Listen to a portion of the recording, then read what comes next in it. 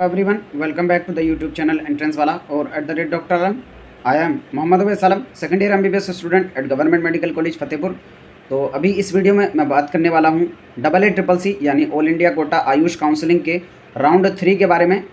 इस वीडियो में डिस्कस करेंगे राउंड 3 का कंप्लीट शेड्यूल और उसके साथ ही राउंड 3 में पार्टिसिपेट करने के क्या क्या रूल्स हैं, सभी रूल्स को भी देखेंगे। किस किस केस में आपकी सिक्योरिटी मनी वापस आएगी और किस केस में आपकी सिक्योरिटी मनी जब्त कर ली जाएगी। क्योंकि मैंने पहले ही बताया था, जो ऑल इंडिया कोटा का थर्ड राउंड है, यहाँ से एक्चुअल काउंसलिंग शुरू होती है। अभी तक क्या था, सभी स्टूडेंट के पास ऑप्शन था कि जो भी कॉलेज मिलता है उसमें जाकर एडमिशन ले सकते हैं। एडमिशन के बाद अपग्रेडेशन करा सकते हैं। अगर कॉलेज पसंद नहीं आता है तो रिज़ाइन भी कर सकते हैं। लेकिन अब से आगे यानी थर्ड राउंड से आगे आपके पास कोई भी अपग्रेडेशन का ऑप्शन नहीं होगा। आपको कॉलेज अगर अलॉट हो जाता है तो आपको एडमिशन लेना ही पड़ेगा। इन केस अगर आप कॉलेज छोड़ देते हैं तो आपकी सिक्योरिटी मनी भी जब्त कर ली जाएगी, प्लस उसके साथ ही आप अगली किसी भी काउंसलिंग के लिए एलिजिबल नहीं रहेंगे। तो इसलिए बहुत इंपॉर्टेंट हो जाता है थर्ड राउंड से आप पूरी काउंसलिंग के रूल्स एंड रेगुलेशंस को जान लें और फिर उसके बाद ही काउंसलिंग करें। ठीक है, तो सबसे पहले मैं आपको शेड्यूल यहाँ पर दिखा देता हूँ। ये AA CCC की ऑफिशियल वेबसाइट है। आप यहाँ से पहले शेड्यूल को डाउनलोड कर लेंगे। तो यहाँ पर यह है आपके सामने शेड्यूल जो AA CCC की तरफ पर आया था सभी राउंड के लिए। First round second round already complete हो चुका है। तो यहाँ पर थर्ड राउंड से आप जब देखेंगे तो जो इसका रजिस्ट्रेशन एंड फ़ी पेमेंट की डेट है वो है कल से शुरू हो जाएगा, यानी 12 अक्टूबर 2023 को शुरू हो जाएगा। और लास्ट डेट जो है रजिस्ट्रेशन और फ़ी पेमेंट की वो है 15 अक्टूबर 2023। यहाँ पर रजिस्ट्रेशन और फ़ी पेमेंट उन्हीं स्टूडेंट को करना है जो अभी तक रजिस्ट्रेशन नहीं करे थे। अगर पहले ही आपने रजिस्ट्रेशन फ़ी पेमेंट कर दिया है तो आपको दोबारा से करने की ज़रूरत नहीं है। पेमेंट फैसिलिटी जो है वो 15 अक्टूबर को 5 बजे तक शाम को रहेगी सर्वर टाइम के हिसाब से। यहाँ पर 4 दिन का आपके पास टाइम है। फिर उसके बाद प्रोसेसिंग ऑफ चॉइस फिलिंग यहाँ पर 13 अक्टूबर से लेकर 15 अक्टूबर 2023 से, यानी परसों से यहाँ पर चॉइस फिलिंग शुरू हो जाएगी। तो जिन स्टूडेंट ने पहले ही रजिस्ट्रेशन वगैरह कर दिया था उनको डायरेक्ट चॉइस फिलिंग करनी है, तो 13 अक्टूबर से लेकर वो अपनी चॉइस फिलिंग कर सकते हैं। जो लॉगिंग टाइमिंग है वो है 2 PM to 11:55 PM ऑन 15 अक्टूबर, यानी आप फिल कर सकते हैं, उनको सेव कर देंगे। लेकिन चॉइस लॉकिंग का जो टाइम है वो है 2 बजे से लेकर रात को 11:55 तक 15 अक्टूबर को सर्वर टाइम के हिसाब से। फिर यहाँ पर प्रोसेसिंग ऑफ सीट अलॉटमेंट का जो प्रोसेस है वो 16 और 17 अक्टूबर को होगा। इसमें जो प्रोविजनल सीट अलॉटमेंट रिजल्ट है वो मोस्टली चांसेस हैं यहाँ पर 16 या 17 में ही आ जाएगा। फिर उसके बाद जो आपका रिजल्ट है, एक्चुअल रिजल्ट, वो 18 अक्टूबर को आएगा, जिसमें आप अपना अलॉटमेंट लेटर डाउनलोड करेंगे 18 तारीख को। फिर उसके बाद अपना जो है जो भी अलॉटेड कॉलेज है वहाँ पर जाकर एडमिशन लेंगे 19 अक्टूबर से लेकर 26 अक्टूबर 2023 के बीच में। यहाँ पर 8 दिन का टाइम आपके पास है। ठीक है, तो ये तो हो गया टाइमलाइन पूरा जिस हिसाब से थर्ड राउंड होना है। तो अभी तक जिन्होंने रजिस्ट्रेशन नहीं किया था वो जाकर रजिस्ट्रेशन कर दें।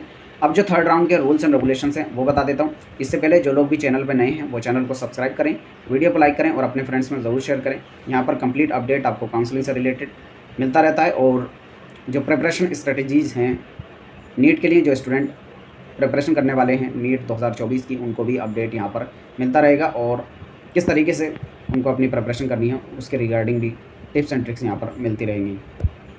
सबसे पहले तो थर्ड राउंड में पार्टिसिपेशन करने के लिए यहाँ पर जो एलिजिबिलिटी क्राइटेरिया दिया गया है, आप सभी स्टूडेंट उसको पहले पढ़ लेंगे कौन कौन उसके लिए एलिजिबल है। तो वो रूल्स एंड रेगुलेशंस मैं आपको पहले बता देता हूँ। ये नोटिफिकेशन कल ही वेबसाइट पर आया था शाम में। तो जैसे ये नोटिफिकेशन आया मैं वीडियो लेकर आ गया। तो सभी लोग चैनल को सब्सक्राइब करके वीडियो को लाइक ज़रूर करें। तो यहाँ पर एलिजिबिलिटी क्राइटेरिया की बात करें थर्ड राउंड के लिए, the candidate who register for the first time, यानी जिन्होंने अभी तक रजिस्ट्रेशन नहीं किया था वो यहाँ पर एलिजिबल रहेंगे। दूसरा, candidate who have not been allotted any seat in round 1 and round 2, यानी उन्होंने रजिस्ट्रेशन किया और उनको कोई भी कॉलेज नहीं मिला फर्स्ट राउंड और सेकेंड राउंड में। तीसरे, वो स्टूडेंट राउंड 1 अलॉटेड और admitted candidate availed of free exit with in the stipulated time, यानी स्टूडेंट को कॉलेज मिला फर्स्ट और या सेकंड किसी भी राउंड में या दोनों राउंड में, लेकिन उन्होंने फ्री एग्जिट कर दिया और अब वो यहाँ पर पार्टिसिपेट करना चाहते हैं तो उनको डायरेक्ट कुछ नहीं करना, सिर्फ और सिर्फ चॉइस फिलिंग करनी है। फोर्थ, वो student the candidate whose seats have not been upgraded from round 1 to round 2 and avail free exit withdraw online from round 1 joint seat within the stipulated time, यानी ऐसे student जिन्हें first round में कोई college मिला उन्होंने admission लिया लेकिन second round में अपग्रेडेशन डाला, अपग्रेडेशन में उन्हें कॉलेज नहीं मिला, लेकिन वहाँ पर टाइम दिया गया था कि अपग्रेडेशन अगर किसी स्टूडेंट का नहीं हुआ है तो पुराना कॉलेज को अगर छोड़ना चाहता है तो वहाँ पर फ्री एग्जिट का उसके पास ऑप्शन है। तो अगर स्टूडेंट ने फर्स्ट राउंड वाली सीट का फ्री एग्जिट कर दिया था तो वो भी यहाँ पर एलिजिबल रहेंगे। ठीक है, फिफ्थ, वो स्टूडेंट है the candidate of round 1 admitted candidate who were not upgraded in round 1, यानी जो फर्स्ट राउंड में एडमिशन ले लिया लेकिन उनको अपग्रेड नहीं हुआ सेकंड राउंड में, अब वो फिर से अपग्रेड करना चाहते हैं राउंड 2 से राउंड 3 के अंदर, तो यहाँ पर अपग्रेडेशन कर सकते हैं।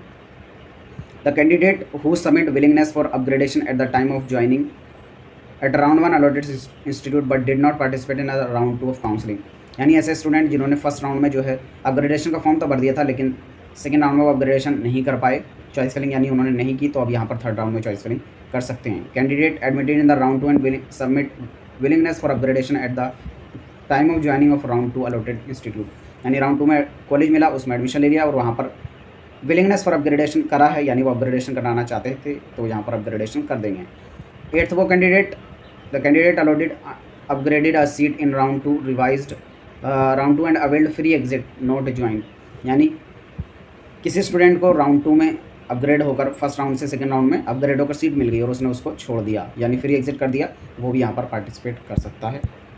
अगला जो लास्ट क्राइटेरिया वो उन स्टूडेंट के लिए, the candidate withdraw online from the round 2 allotted seat 3 days prior to the commencement of third round, that is before 8th October 2023 with forfeiture of security money, need to submit the complete fees again, यानी ऐसे student जिन्होंने second round तक admission ले लिया था लेकिन उन्होंने जो है रिज़ाइन दे दिया कॉलेज को थर्ड राउंड शुरू होने के 3 दिन पहले, यानी 8 अक्टूबर 2023 तक उन्होंने अगर रिज़ाइन दिया है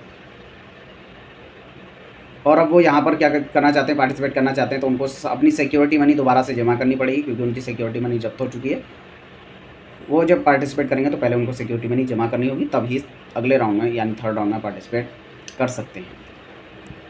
तो यहाँ पर ये तो हो गई एलिजिबिलिटी। अब इसके बाद जो रूल्स हैं वो मैं बता देता हूँ, थर्ड राउंड में क्या क्या केसेस बन सकते हैं आपके लिए। यहाँ पर थर्ड राउंड के रूल्स की बात की जाए तो एलिजिबिलिटी पार्टिसिपेशन के लिए अभी ऑलरेडी हम देख चुके हैं, उसमें सारे केस डिस्कस हो चुके हैं।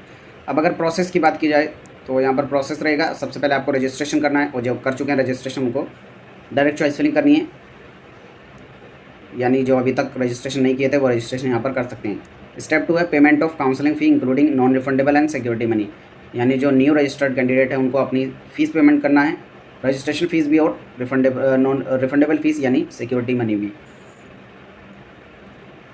बाकी यहाँ पर ये वही कह रहे हैं कि जो स्टूडेंट पहले ही कर चुके हैं रजिस्ट्रेशन उनको दोबारा सिक्योरिटी मनी जमा करने की ज़रूरत नहीं है। जो थर्ड अगला स्टेप है वो है चॉइस फिलिंग एंड लॉकिंग, फिर publication of seat allotment list यानी पब्लिकेशन ऑफ रिजल्ट, फिर उसके बाद physical reporting to the allotted candidate allotted college, ठीक है। फिर उसके बाद यहाँ पर इंपॉर्टेंट नोट लिख रखा है इन्होंने थर्ड राउंड के रिलेशन में ही, it is mandatory for all candidate to take admission in their upgraded seats in third round from the round 1 and round 2 admitted seats, यानी जो भी सीट स्टूडेंट को थर्ड राउंड में मिली है उस पर एडमिशन लेना कंपलसरी है हर एक स्टूडेंट को। Such candidate if not join the upgraded seats are ineligible for further any Ayush counseling that is central state UT central pool quota and their security money will be forfeited। और अगर कोई student ऐसा कहता है कि उसको अभी तक कॉलेज मिल गया यानी थर्ड राउंड में उसको कोई कॉलेज मिला या फिर अपग्रेडेशन के थ्रू या फिर डायरेक्ट किसी भी फॉर्म में और उसने एडमिशन नहीं लिया, तब उसकी सिक्योरिटी मनी भी जब्त कर ली जाएगी और वो अगली किसी भी काउंसलिंग के लिए ना ही ऑल इंडिया काउंसलिंग, ना ही स्टेट काउंसलिंग, ना ही यूनियन टेरिटरी, ना ही सेंट्रल पूल, यानी आगे की किसी भी काउंसलिंग के लिए एलिजिबल नहीं रहेगा और उसकी सिक्योरिटी मनी भी जब्त कर ली जाएगी।